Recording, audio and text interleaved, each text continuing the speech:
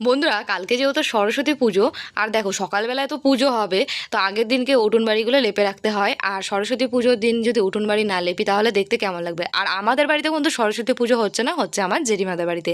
তো যাই হোক, উঠোন বাড়ি না লেপলে হয়, পুজো আচরা দিনে ঘর বাড়ি একটু সুন্দর গোছানো গাছানো থাকবে, বেশ উঠোন বাড়ি লেপা পোজা থাকবে, কত সুন্দর লাগে। মানে উঠোন বাড়ি লেপলে বাড়ির একটা সৌন্দর্যটাই যেন একদম পাল্টে যায়।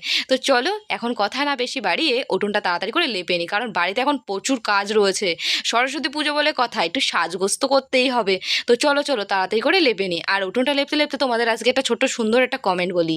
আমাকে একজন বলেছে যে খুব সুন্দর লাগছে তোমাকে, তো থ্যাংক ইউ আমাকে এত সুন্দর একটা কমেন্ট করার জন্য। আমার তরফ থেকে রইলো তোমার জন্য অনেক অনেক ভালোবাসা, অনেক ভালো থেকো।